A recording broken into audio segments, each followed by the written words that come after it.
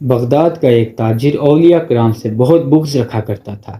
ایک روز حضرت بشر بن حافی رحمۃ اللہ علیہ کو جمعہ پڑھ کر فوراً مسجد سے باہر نکلتے دیکھ کر دل میں کہنے لگا، دیکھو تو صحیح، یہ ولی بنے پھرتا ہے، حالانکہ مسجد میں اس کا دل نہیں لگتا، اسی لیے تو نماز پڑھتے ہی فوراً باہر نکل گیا ہے۔ وہ تاجر یہی کچھ سوچتا ہوا کہتا ہوا ان کے پیچھے پیچھے چلنے لگا۔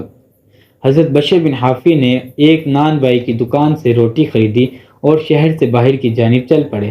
تاجر کو یہ دیکھ کر اور بھی غصہ آیا اور بولا کہ یہ شخص محض روٹی کے لیے مسجد سے باہر نکل آیا ہے اور اب شہر کے باہر کسی سبزہ زار میں بیٹھ کر اسے کھائے گا۔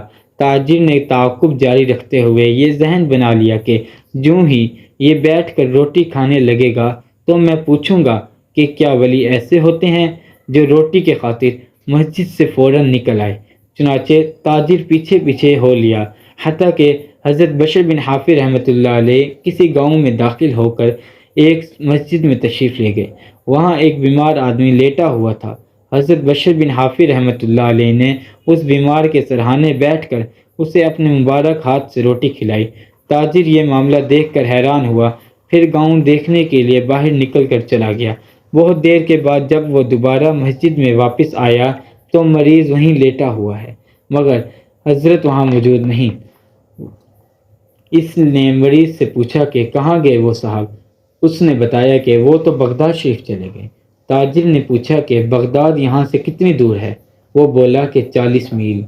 تاجر سوچنے لگا کہ میں تو بڑی مشکل میں پھنس گیا کہ ان کے پیچھے پیچھے اتنی دور نکل آیا ہوں، اور تعجب ہے کہ آتے کچھ پتہ بھی نہیں چلا، مگر اب کس طرح واپسی ہوگی؟ اس نے پوچھا کہ اب وہ دوبارہ کب یہاں آئیں گے؟ مریض بولا وہ اگلے جمعہ کو آئیں گے۔ ناچار تاجر وہیں رک گیا۔ جب جمعہ کا دن آیا تو حضرت بشر بن حافی رحمۃ اللہ علیہ اپنے وقت پر تشریف لائے اور مریض کو روٹی کھلائی، اور آپ رحمۃ اللہ علیہ نے اس تاجر سے فرمایا، آپ کیوں میرے پیچھے آئے تھے؟ تاجر نے عاجزی کے ساتھ عرض کی کہ حضور میری غلطی تھی۔ فرمایا اٹھیے اور میرے پیچھے پیچھے آئیے۔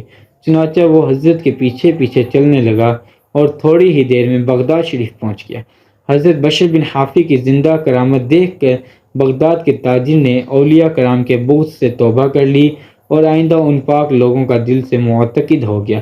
گویا ہمیں اولیاء کرام سے بغض نہیں رکھنا چاہیے، بلکہ اولیاء کرام کی پیروی کرنی چاہیے تاکہ ہم دنیا و آخرت میں کامیابی اور کامرانی سے سرفراز ہو سکیں۔ اللہ تعالی ہمیں اولیاء کرام سے محبت کرنے اور ان کے بتائے گئے احکامات پر عمل کرنے کی توفیق عطا فرمائے۔ آمین۔ وآخر دعوانا ان الحمد للہ رب العالمین۔